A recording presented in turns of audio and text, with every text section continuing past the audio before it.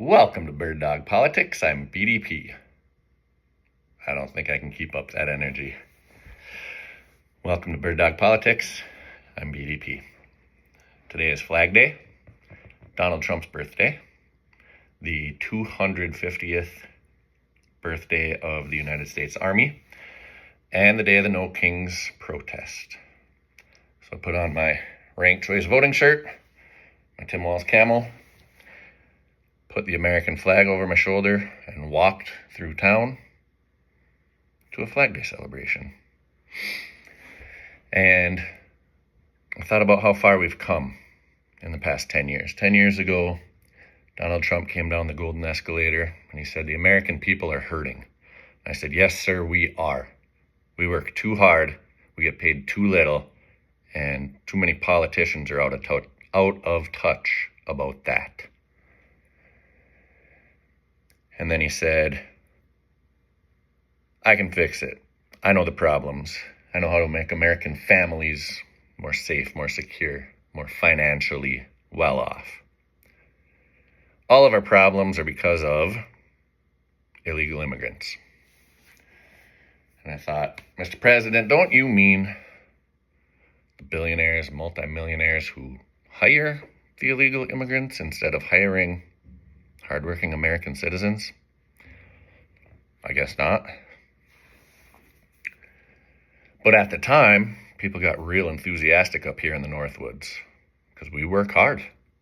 We get paid far too little. Our grandparents were able to retire with dignity. We don't see that in our future. I'm 42 years old, Zennial, the oldest of the millennials, and retiring with dignity, the way my grandpa did, the way my stepdad has, does not seem possible. My grandpa retired, and he would drive down to Apache Junction, Arizona every winter, and he'd fly one or two grandkids down just to see the Southwest, get us out of the Northwoods. He wasn't a fancy businessman, but he worked, and he worked hard, and his salary paid enough. My stepdad is 17 years older than me. Nice work, Mom. And he retired from a career as a school psychologist. He would perform all the tests on special education students to figure out exactly what services would best meet their needs. He didn't go into private practice psychology, charging $200 an hour. Shout out to my psychologist. He went into public service. He chose that life. And I remember when we used to honor people like that. When a job comes open at the courthouse, when a job comes open at the health department, everyone signs, everyone applies. It's a good job. Doesn't pay much, but very regular schedule, holidays off, bennies, insurance.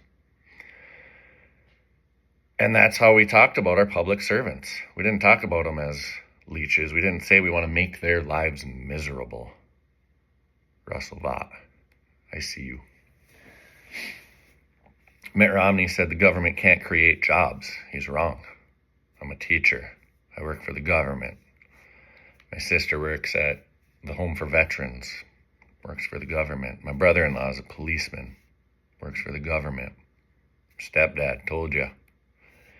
My baby sister's a paraprofessional at the school, works for the government. Stepmom, too. Ex-wife is the emergency preparedness coordinator at the health department. Public servants. Damn proud of the work we do. We don't deserve what's happening right now. Fire us for efficiency's sake. We're not going to be able to predict hurricanes as well because it'll save some cash. What are we going to do with the cash we save? Apparently we're giving it to the rich. We've already tried that. We've been trying it since Reagan. Reagan flipped it from a 70% top tax rate down to a 28%. Made stock buybacks legal when they had been illegal. And changed everything. Those are the two reasons, if you ask old Bird Dog, Those are the two reasons why we're falling behind. So I was walking up to the protest, thinking about how Donald Trump at first maybe was thinking about the common man. But he cut taxes for the rich, said the tax cuts will pay for themselves, just like Bush did before him, just like Reagan did before him. Things got a little better. I remember having enough money to take my son to the trampoline park a couple times a year and have enough spending money left over to take him to Olive Garden for Alfredo, Cold Stone Creamery for dessert, and maybe stay at a hotel in Green Bay or Appleton, where we would see, for the first and only time all year, some immigrants. They're not up here in the Northwoods. That's not my voting priority. My city's not dangerous and ransacked by immigrants. If anything, I'm worried about the meth heads. Those are the biggest problem in my community. If I need extra locks on my door, if I need to keep the gun loaded, it's for meth heads, it's not for illegals. Or some of those young boys who don't have fully formed brains yet, think they can prove a point with violence. You don't want to go to jail for that. It's not worth it. That's stupid. So I didn't worry about violence while I was there. I walked through town and I thought about the last time I protested back in 02 or 03. We protested Bush's invasion of Iraq after a bunch of Saudis hit us on 9/11. I was 18 years old, and Pat Tillman left his lucrative NFL career, all-pro safety for the Arizona Cardinals, and decided he needed to serve his country. And at 18 years old, 6'2", 295 pounds, I chickened out like a draft dodger. I said, no, it's better for me to go to college and focus on becoming a teacher. I don't need to be a soldier over there in a dangerous place. But that's how I look at myself. I absolutely respect my stepbrother who's in the Guard, willing to do what I won't do.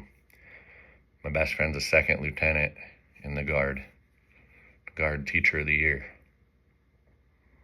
We argue politics, and then we stop arguing politics and we talk about our sons, Packers and Lions, delicious foods. That's what we do. But he loves this country. He served.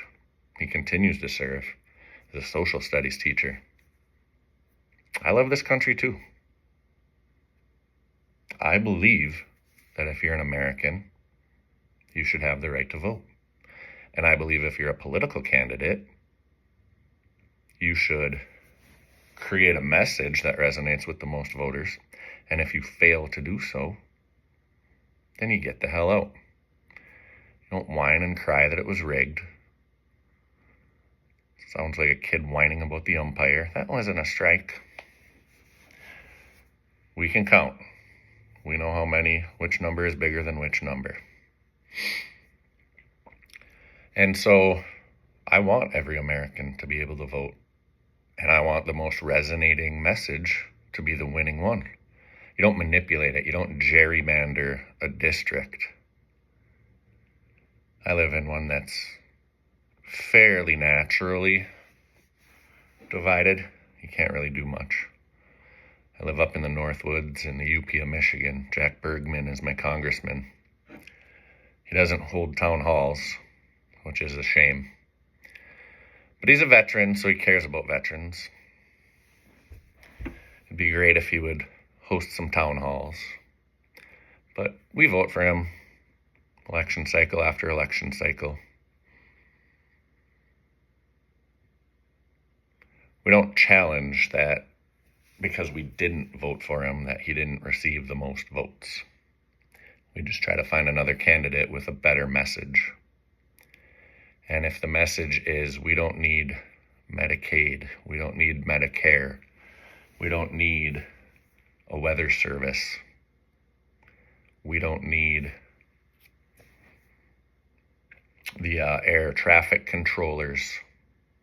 What we really need is for the rich to have more capital at their disposal, to buy bigger yachts, to privatize more industry, to help themselves. You can kind of see how that's not a winning message anymore. People are kind of figuring it out. We give tax cuts to the rich so they'll create jobs and that money will trickle down. Well, it doesn't trickle down. It stays at the top. That's not fair. Wealth inequality has never been higher than it is now. People are frustrated, pissed. People are violently angry with almost nothing to lose. That's happening more and more than I think some politicians would care to admit. But Brian Tyler Cohen called for more progressive voices. Pod Save guys call for more progressive voices. And I just think, well, I'm 18 years into a teaching career.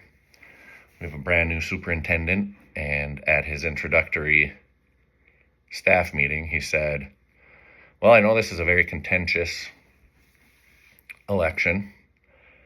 Try to keep it out of your classrooms unless you have standards related to it, and then by all means, address the standards that you are required to teach. After the school day is done, if political advocacy is your thing, whatever you feel compelled to do, feel free. And I thought, that's wonderful. What a great superintendent to work for. My last superintendent was pretty worried about image over probably almost anything. So to have my superintendent say, feel free to do your political advocacy without fear of retribution, that's fantastic, and I appreciate that. So knowing that I had that, I stood on the corner of my church. And I thought about my pastor, who was probably there in spirit if he wasn't there in body, or if he wasn't at another one somewhere else. But growing up in the ELCA, I really took the teachings of Jesus Christ to heart. And I've always been a more active Christian than a lot of my peers. But I'm also a Matthew 6:5 Christian. I don't bring that out very often. You wouldn't know. But I read in the church. I usher in the church. My son ushers in the church. When I was a kid, I went 50 Sundays a year. I heard what Jesus Christ said. And it made a lot of sense to me. And there's a banner in front of the church that said, invite the forgotten. And there was a lesson in which Jesus said, let the children come to me. Do not send them away. And those really resonated with me. And I've been a participating Christian for most of my life. And a proud one. But I saw some people that I recognized. My best friend's mom was there. She retired from public health nursing. Of course she had to be there. My uncle, the retired lawyer, was there. My auntie, the retired lawyer, was there. My ex-wife's auntie, the retired legal secretary, was there. All these people with knowledge of the law. Understanding of the law. Are we going to respect it, or are we going to shit can it? Either the Constitution in its entirety matters, or Donald Trump is right and we can terminate the thing. Start over, no rules. Strong man wins. That is a very violent way to proceed. That is not what we want as No Kings protesters. We want someone strong enough to come forward and say, these articles of impeachment are real, need to be treated as such, and we need to have safe and regulated elections from here on out. They're not going to be questioned, deemed illegitimate. They're not going to be gerrymandered or rigged by the other side. You come up with a political message that resonates with the citizens of this country, or you lose your election. That's the way it needs to be. It's not richest man wins. It's not most manipulative message wins. We can't do that. That's no way to proceed. And so that's why I protested. I held that flag over my head, stretched it out as tall as I could and waved it. And I saw my English teacher who sings in the choir at church, who has a son in a marginalized community. I saw a couple of my other teachers, and I saw a current teacher, and I saw the hippies from high school. And we were there, and it was good, and the tide was turning. Because for every jacked up diesel rolling at us, flipping us off, 4, 5, 6, 7 cars would go by and beep, honk, thumbs up. It was great. But I noticed something on the way home because I walked back. I had had enough excitement for one day, and I know that it's still a divided community here. The vast majority of vehicles that went by did neither. So there's still some talk to be had. There's still a message that can resonate out there, and I'd love to share my voice. I've got a great big summer coming up. I'm getting married in September. I'm having a baby girl before that, at the advanced age of 42, with a smoking hot younger wife. It's a big year, but I also want to launch Bird Dog Politics this summer. I'm going to start with Dad's aviators and a hat. See if I can get into character, build up some personality. Sometimes I'm a quiet, shy Finlander, if you know what I mean. But it's important. And on the walk home, I wasn't standing behind little old ladies. It was me. Like Hacksaw Jim Duggan, flag draped over the shoulder. 2x4 on the other shoulder. Walk through town with that flag drape. 3 thumbs up. Nobody had a middle finger for the old bird dog. That's cool. Reminds me of when I first started teaching. I was 23 years old, new in town, nobody knew me. Oh, new teacher's so cute. Oh, new teacher's so cute. All the senior girls saying shit like that in front of their boyfriends. So the boys' basketball team was out on the sidewalk waiting for the bus. And I stepped out the back door and I hear, oh, he's gay. That teacher's gay. Kept walking. My stepbrother's team had beat the snot out of them in football playoffs. And they knew that was my hometown. Walked right through them. Their mouths were like this. Nothing to say when I walked through them. Get on the other side. Gay. I learned a lot about young boys that day.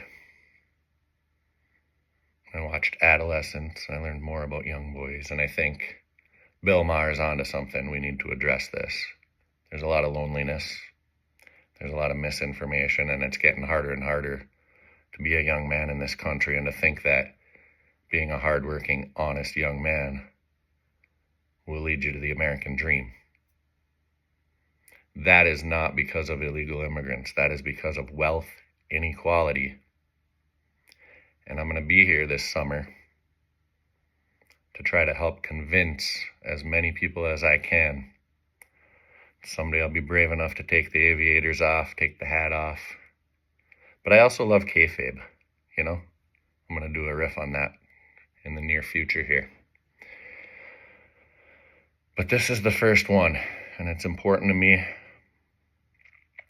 And if I fail, then I fail with my chin held high. This is Bird Dog Politics. I'm BDP.